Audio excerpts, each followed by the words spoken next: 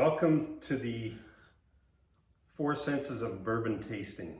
I'm here with my son Danny. It's Rick, and we're doing this on behalf of Pacific North Whiskey. And we're going to do our first blind taste test, and we thought we'd choose 3 10-year bourbons to do this with. And they're all fairly well known and reasonably available, but we've got the McKenna 10-year, which is a little harder to find. We've got the Michter's 10-year, which is even a little harder to find, and we've got the Eagle Rare. So a little bit on a scoring system, and we're calling it the Four Senses of Bourbon tasting. Number 1 is the eyes, which is about the look, the bottle, the color. Number 2, the nose, which is about aroma, layers, and you know, the spices, fruits, and grains, and sweetness that come out. Number 3, going down the face, is the mouth, which is layer, mouthfeel, complexity, and drinkability. And finally, we thought the 4th bourbon sense is a little bit of that intangible, a little bit around the uniqueness, kind of the buzz factor of the bourbon, its availability, its price, all those things kind of rolled in together. And then just the overall taste of the bourbon. So, and what we're doing for scoring is 2 for eyes, 2 for nose, 4 for mouth, because that may be the most important part, and then 2 for the finish. So that's a total of 10. And we're gonna try that, and we'd like to hear any feedback on what folks think, as this is our first crack at this. So with that, I'm gonna pass it over to Danny, who's gonna tell us a little bit about the bourbon specifically that we're going to do a blind taste test on. And just another note here, we had an independent third party pour these. We don't know which is which. They're matched up by coasters. So we've got a coaster of the Seahawks, a coaster of Fernie Brewing Company, which is up in British Columbia, and a coaster of Hawaiian beer. Yeah. We have no idea which is which right now, and over to you, Dan. All right, so we're doing a tasting of our 10-year bourbon. So the Eagle Rare, some stats on here. It's a 90 proof, 45% alcohol. It's from Buffalo Trace. It's their mash bill number 1, which is low rye. So they say it's 10% or less rye. MSRP for this is around $29 or $30. Secondary pricing is actually not too bad for this. It goes for about $38. So if you can find it between $30, $38, it's not a bad price. Definitely worth the pickup for a 10-year-old bourbon. Next up, we have the McKenna. It's a 10-year. It's 50 or 100 proof, 50% alcohol. This is going to be probably your most value for all the labels on here. You have a 10-year age statement. It's a bottled in bond. It's single barrel. Heaven Hill Distillery, MSRP for this is about $30. Now secondary pricing can get to around $75 is the average for this. So $30, if you can find between probably 30, 40, it's a good pickup for sure. And the mash bill on this one is 75% corn, 13% rye, and 12% malted barley. And finally we have the Michter's 10. It is 94.4 proof or 47.2% alcohol. MSRP for this one is about $120. Secondary, however, does get up to around $233. I believe I picked this up for $160, so a little bit over MSRP, but nothing crazy. The mash bill, I did not find the mash bill on this. A lot of people say the mash bill is unknown. There's quite a bit of discrepancy between MSRP of the Eagle Rare and McKenna, both around $30, $40. Here's our $120 MSRP, so we'll see if that stacks up, if it's worth the price. All right, let's get to tasting. Okay.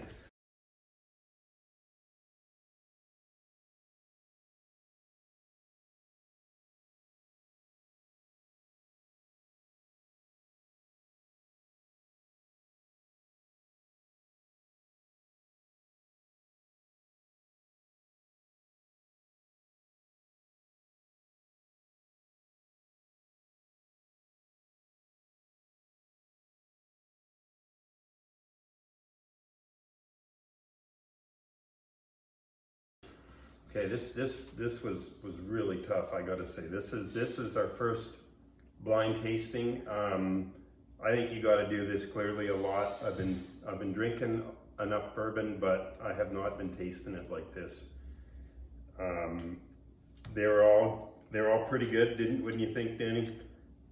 I found I had two favorites and one that was kind of lacking. Let's go through the eyes. So just a reminder, the eyes is kind of the look, the color, the legs. So I gave the Seahawks a 1. It's about middle of the road. Has some nice color. Didn't really have much legs on it when you pour it.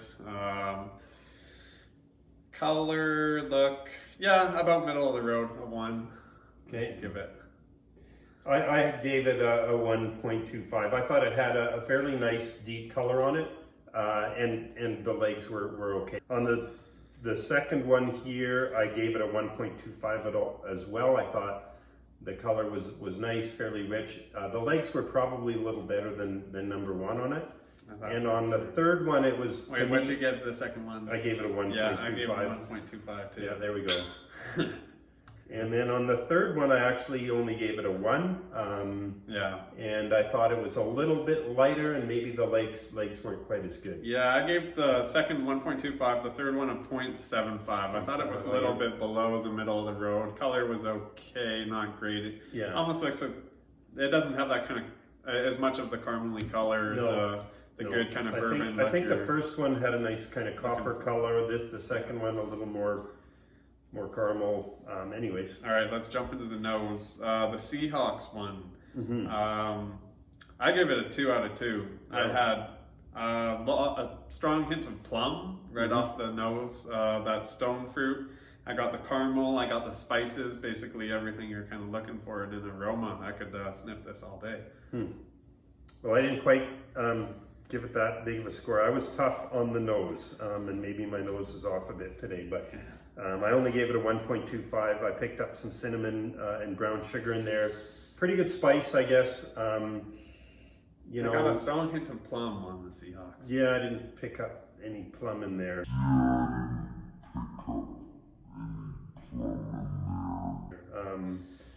On the second one, I thought it was also about a 1.25.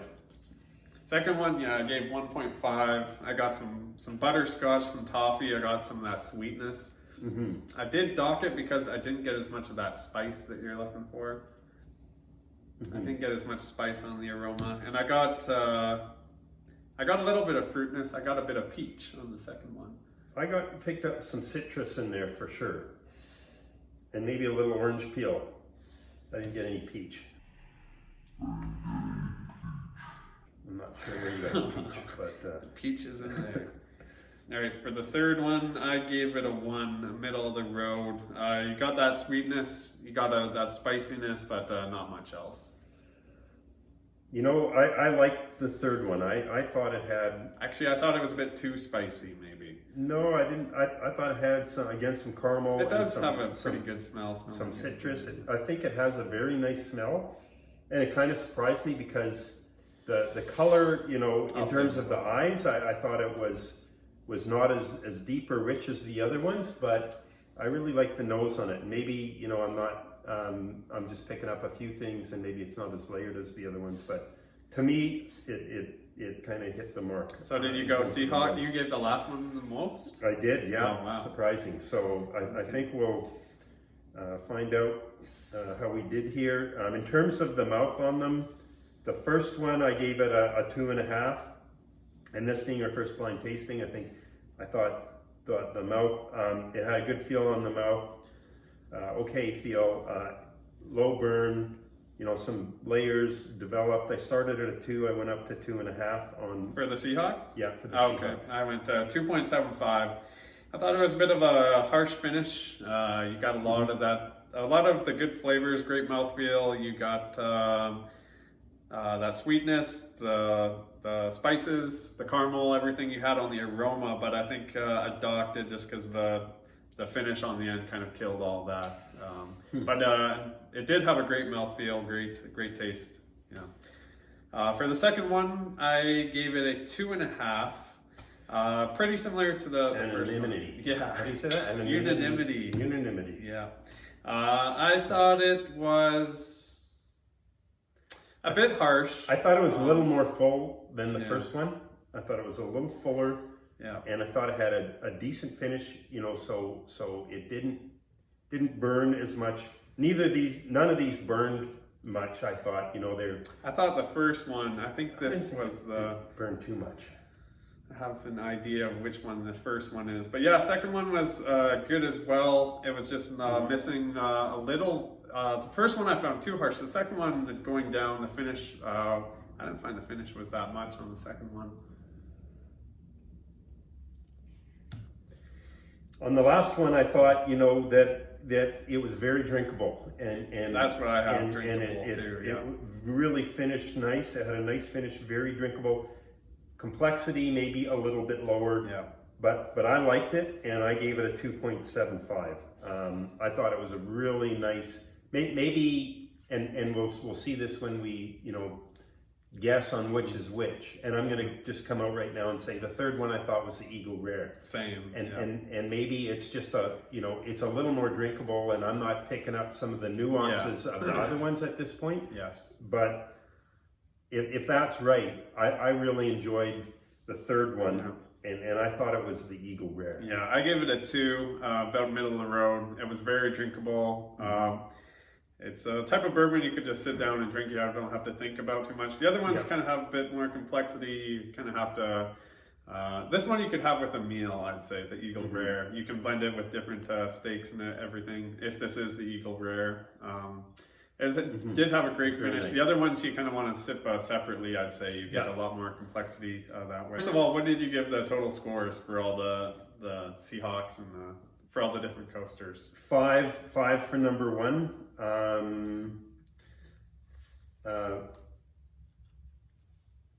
5 for number 2, and They're both 5s. Both 5s. Oh, wow. And 5 1/4 for number 3, and that's only out of the first 3 quarters. So that's scoring it out of 8. So what did you give? I gave the first one. I gave a 5.75. I gave the second one a 5.25. A little bit docking because of the nose, I believe. I didn't get as much of that spiciness that I would want on the nose for the second one. Then I give the third one a 3.75. So the first and the second are very comparable, very good bourbons. The third one I thought was lacking a bit. Overall, it is a great bourbon, great complexity, great to have with a meal, but I wouldn't choose I think it. what'll be interesting here is, and I think we kind of might have picked the 3 the same. So what did you think the first one was? The first one I thought was the McKenna. Yeah, same here. Yeah. Well, we actually picked all 3 the same. So we picked the first one as Henry McKenna. We picked the second one both as Michters. Michters, yeah. And we both said the third one was Eagle Rare. So that is pretty interesting I for thought a I knew couple the amateurs. McKenna, yeah, because it did have that kind of Irish whiskey sort of taste that the McKenna kind of had. I agree, it did have a little bit of that. And it does have a little Irish bit more whiskey. spiciness. I thought you could pick out the proof a lot more in the higher proof. It'll be amazing if we actually pick these, because we are absolute amateurs on this.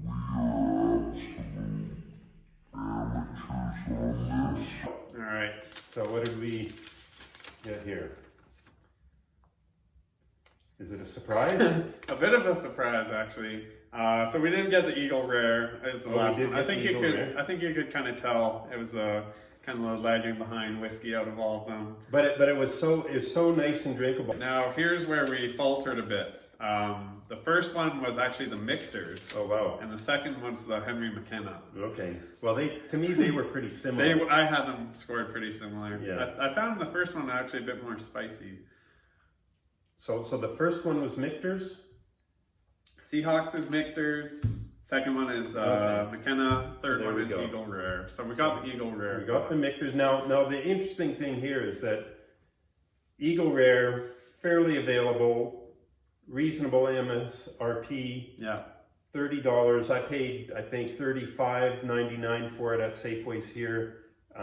Henry McKenna, pretty reasonable, but hard to get. And 75 secondary, 35 MSRP. So yeah, and then Michters, of course, very expensive. So to me, I think we have a clear winner with the McKenna. Well, I don't know. I'd say if I'm going to go spend the money and on availability, the Eagle Rare, well, it's a nice, easy drinking one. Yeah. Well, let's add our fourth sense here. So with the fourth sense, we have a uniqueness, the buzz factor, availability, and we also factor in the MSRP. Right away, I gave the McKenna 2 out of 2. I don't think you can beat the single barrel, the 10-year age statement, the bottled and bond for, well, we found it for $33, so under MSRP actually. So I don't think you can beat the value or the uniqueness or all the things that come with the McKenna. So that I gave that an extra 2 points there. Well, you know, I'm not quite there with you. I think the bottled and bond and the 100 proof, and it's a decent bottle. A little harder to get in terms of availability because it became so popular there a few years ago when it won the World Whiskey Award or whatever it was. So I'm only going to give it a 1.75. On the Michters, you know, I think I'm not crazy on that bottle. I thought it was a nice bottle. You have the crystal okay at the bottom. You Yeah, have the barrel. You don't have much. You don't want too much like the labels and everything. You can see the whiskey. Bottle's okay. It's unique. It's its own. But it's availability part of it and the price part of it that I would probably go kill that for that one. Maybe to a 1.25. And then finally for me, the Eagle Rare, I just love this style of bottle. You get it in the antique collection. You get it in the E.H. Taylor's. It's that classic kind of bourbon rye bottle. It's a clear bottle. It's etched, with the eagle. I just really like this bottle. So for me, the Eagle Rare, I would give it a 1.75 as well on that fourth sense. And I just really like the Eagle Rare. I think it's good, it's drinkable, it's reasonably priced, fairly available, and it's everything that I expected it to be. I've tried it before, but not a lot, and I really enjoy this. Yeah, so I gave the Eagle Rare 1.5 out of 2. I think it lacks a little bit of like a special bourbon, like that fourth bourbon sense you're looking for, but it is pretty decently priced. The 10-year age statement is very drinkable, so I give it a 1.5. The Michters, I did give it a 1. I almost feel like going down a little bit just because of the price and after comparing it to the McKenna. So I did give it a 1. I like the bottle, I like the label. It's a great bourbon, but it's also a bit pricey. So total scores, I had McKenna at a 7.75. The Michters at 7.25, so those are both pretty close. And the Eagle Rare total score for 5.25. Yeah, I think. What did you say for McKenna? McKenna, I give 7.75. Yeah, I think I was 6.75 on that. For me, and I think that's a fair score. For the Michters, I was 6.25. To me, it took some hit on that fourth sense, and it wasn't as drinkable as I thought it would be. I thought I would get blown away. Like for something like that, I thought I'd get blown away on the nose and on the mouth and the taste and the complexity. I did give this a 2 out of 2 on the nose. I thought the nose was really good, but maybe a bit lacking on the complexity. So I gave it a 6.25, and what did you give it? The Michters, I gave 7.25. So pretty close. And on the Eagle Rare, I actually ended up with a 7, because I scored it the lowest on the eyes because it was a little lighter, but same. I actually thought it had a decent nose. Maybe I scored it a bit high on the nose, but just in terms of the mouthfeel and the drinkability on it, I thought it was very nice. I gave the nose a middle of the road 1 out of 2. You get all those kind of bourbon smells, but nothing that pushed it over anything special. So you gave, what was your winner? My winner was Eagle Rare, okay. and it picked it up, I think, on the mouthfeel overall. And then on that fourth sense, it is available. I like the bottle a lot, and I like the availability of it. Yeah. So anyways, I think that was a pretty good first tasting, blind tasting for us, and just want to thank you guys.